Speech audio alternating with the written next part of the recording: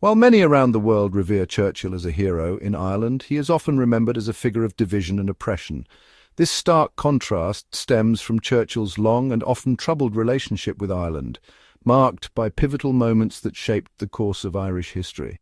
Often saying, "We have always found the Irish a bit odd. They refuse to be English."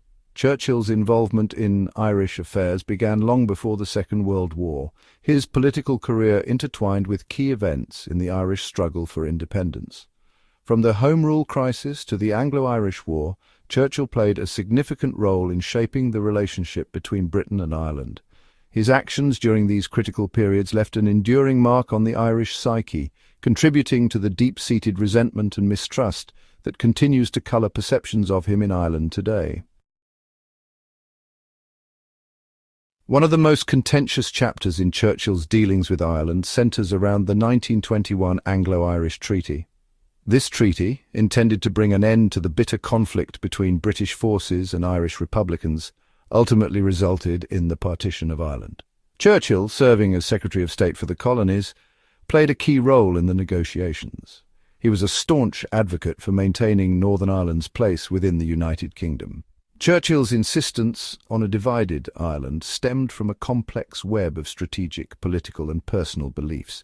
He viewed Ireland through the lens of British imperial interests, seeing the island as a strategically vital asset that must remain under British control.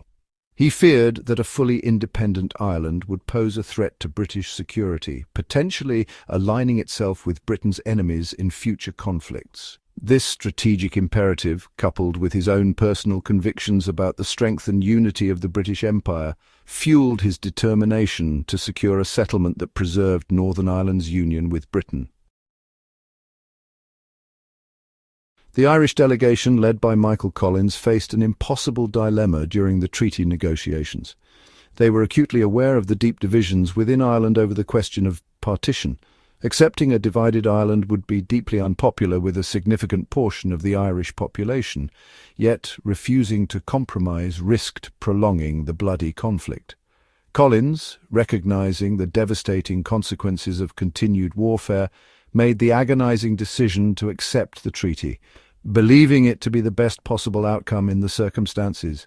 He viewed it as a stepping stone towards eventual Irish unity, hoping that the passage of time would heal the wounds of division. However, his decision came at a heavy personal cost. Collins was assassinated by anti-treaty forces in 1922, becoming a martyr for the cause of Irish unity, but leaving behind a legacy marred by the tragic consequences of the treaty he signed. The outbreak of World War II in 1939 once again brought Churchill and Ireland into sharp focus. As Britain faced the threat of Nazi Germany, Churchill sought to rally all corners of the British Isles to the Allied cause. However, Ireland, under the leadership of Eamon de Valera, opted for a policy of neutrality. Ireland's neutrality stemmed from a combination of factors. The bitter legacy of the War of Independence and the unresolved issue of partition fueled deep-seated resentment towards Britain.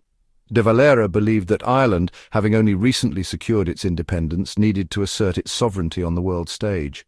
He argued that Ireland, still recovering from the ravages of war and internal strife, was in no position to contribute militarily to the Allied effort.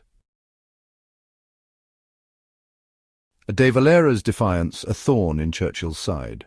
Churchill found Ireland's neutrality policy deeply frustrating.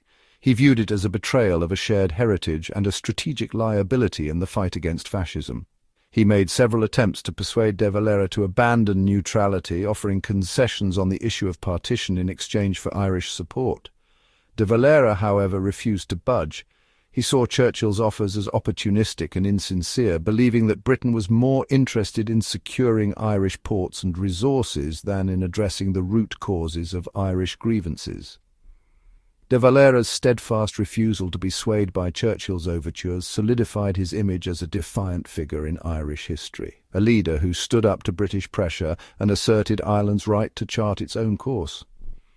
This stance, while controversial, resonated deeply with a large segment of the Irish population who viewed it as a powerful assertion of Irish independence in the face of British imperialism. The seeds of discord, Churchill and the Home Rule crisis. Churchill's troubled relationship with Ireland predated the tumultuous events of the War of Independence and the treaty negotiations. He was a key figure in the Home Rule crisis that gripped Ireland and Britain in the years leading up to World War I. Home Rule, a policy advocating for limited self-governance for Ireland within the United Kingdom, had been a simmering issue in British politics for decades. Churchill, initially a supporter of Home Rule, found himself caught in the crossfire between Irish nationalists demanding greater autonomy and Ulster Unionists fiercely opposed to any measure that might weaken their ties to Britain. His attempts to navigate this complex political landscape ultimately proved unsuccessful, further inflaming tensions and contributing to the growing sense of crisis that engulfed Ireland in the early 20th century. The fires of rebellion, Churchill's response to the Anglo-Irish War. The 1916 Easter Rising, a rebellion against British rule in Ireland, marked a turning point in Anglo-Irish relations. The brutal suppression of the Rising and the subsequent execution of its leaders radicalized Irish opinion, pushing many towards the cause of complete independence. Churchill, serving as Secretary of State for War at the time, played a significant role in shaping Britain's response to the growing unrest in Ireland. Churchill's approach to the conflict was characterized by a combination of military force and political maneuvering. He authorized the deployment of paramilitary forces such as the notorious Black and Tans to quell the rebellion, earning condemnation for their brutal tactics. Fueling the flames, conscription and the rise of Sinn Féin. One of Churchill's most controversial actions during his time as Secretary of State for War was his support for the introduction of conscription in Ireland.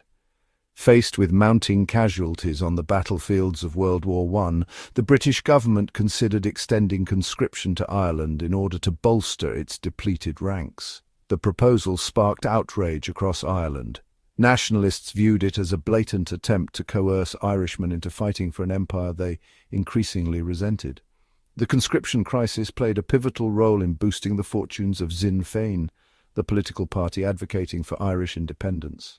Sinn Féin successfully portrayed the conscription issue as a stark choice between subservience to Britain and the pursuit of Irish self-determination.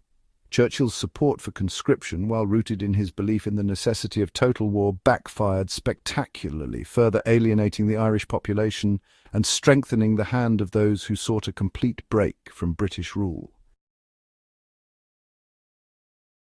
A legacy of conflict, Churchill's enduring impact on Ireland.